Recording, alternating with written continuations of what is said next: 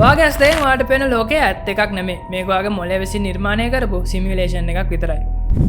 ඔයාලා හරි මේක නිකන් මැට්‍රික්ස් මූවි එකක් වගේ. ඔව් අද අපි කතා කරන්න යන්නේ ඔයා දැන් ඉන්න රියැලිටි එක ප්‍රශ්න කරන්න පුළුවන් ෆිලොසොෆිකල් ප්‍රශ්නයක් වුණ බ්‍රේන් ඉන් අ බැට් concept එක. මේ කතාව පටන් ගන්න 1980 කේ හිලරි පොඩ්නම් කියන ෆිලොසොෆර් කෙනෙක් හඳුන්වලා දීපු thought experiment එකකින්. එයා මේ වගේ ප්‍රශ්නයක් අහනවා. වාගේ මොලේ විතරක් විශේෂ ලික්විඩ් එකක් තියෙන භාජනයකට දාලා ඒක සුපර් කම්පියුටර් එකකට කනෙක්ට් කරලා ඔයාගේ මේ හැම එක්ස්පීරියන්ස් එකක්ම අලුතෙන්ම නිර්මාණය කරනවා වෙන්න බැරිද? හැබැයි මේ සිනාරියෝ එකේදී ඔයාට හිතෙන්නේ ඔයා සාමාන්‍ය ජීවිතයක් ගත කරනවා කියලා.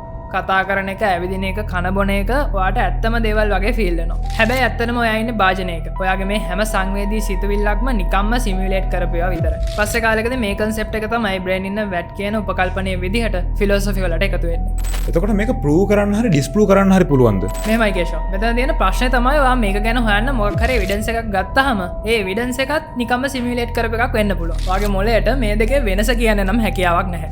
විශේෂම දේ තමයි නියුරෝ සයන්ස් වලදී මේ සිනාරියෝ එක එච්චර දුර තියෙන දෙයක් නෙමෙයි කියලා ඔප්පු කරනවා. නියුරෝ සයන්ටිස්ට්ලා හොයාගෙන තියෙනවා මොළයට ඍජු විද්‍යුත් උත්තේජනයක් දුන්නොත් එහෙම අලුත් අත්දැකීම් නිර්මාණය කරන්න පුළුවන් කියලා. ඒ වගේම VR ටෙක්නොලොජි එකෙන් අපි දන්නවා දැනටමත් partial simulation create කරන්න පුළුවන් කියලා. දැන් තමයි තේරෙන්නේ මේට්‍රික්ස් එක ගැන කලින් කිව්වයි කියලා. මේක කොහොමද රියල් ලයිෆ් එකේ සිනාරියෝස් වලට ඇප්ලයි වෙන්නේ? ඔව් මේට්‍රික්ස් මූවි එකෙන් මේක නියුක්ලියර් බ්ලාස්ට් එකක් වගේ ස්ප්‍රෙඩ් කරන්න පටන් ගන්නවා. ඒක අපි ෆිල්ම් එකේ හරියට දැක්ක හින්දා අපි බලමු දැන් ඇත්ත ජීවිතේ මොකද වෙන්නේ කියලා. මුලින්ම අපි යමු මෙඩිකල් ෆීල්ඩ් එකට. ඩොක්ටින් සින්ඩ්‍රෝම් එක තියෙන පේෂන්ට්ස් වලට සම්පූර්ණයෙන්ම සිහිය තිබ්බත් එයාලට එයාලගේ අතපය හොල්ලන්න බෑ. එයාලගේ බ්‍රේන් එක ඇක්ටිව් වුණාට එයාලගේ බොඩි එක බ්‍රේන් එකට රිස්පොන්ස් කරන්නේ නැහැ. ඊලොන් මස්ක්ගේ නියුරලින්ක් වගේ ප්‍රොජෙක්ට් වලදී මෙයාලා try කරනවා මේ වගේ පේෂන්ට්ස්ලාගේ බ්‍රේන් වලට ඍජුවම ඉන්ෆර්මේෂන් ඉන්පුට් කරන්න. මේකෙන් අපිට අනාගතයේදී හැකියාව ලැබෙනවා සම්පූර්ණයෙන්ම නිර්මාණ කරපු මතකයන් මොලයක් ඇතුළට දාන්න. එතනින් එහාට අපිට හැකියාවක් නැහැ මේක ඇත්ත මෙමරි එකක්ද බොරු මෙමරි එකක්ද කියලා කියන්නේ. සිමියුලේෂන් හයිපොතෙසිස් එකේදී නික් බොස්ට්‍රම් කියන ෆිලොසොෆර් මේ වගේ දෙයක් කියනවා. එයා කියන අපි සංඛ්‍යානමය වශයෙන් සිමියුලේෂන් එක ජීවත් වෙන්න තියෙන හැකියාව වැඩි කියලා. මේ concept එක ගැන අපි YouTube එකෙන් මෙන්න මේ වීඩියෝ එකෙන් වැඩි දුරට කතා කරා. ඔයාලට දැම්ම ගිහිල්ලා ඒක බලන්න පුළුවන්. කැමති අය දැම්ම ගිහින් මේ වීඩියෝ එක බලලා subscribe කරන්න.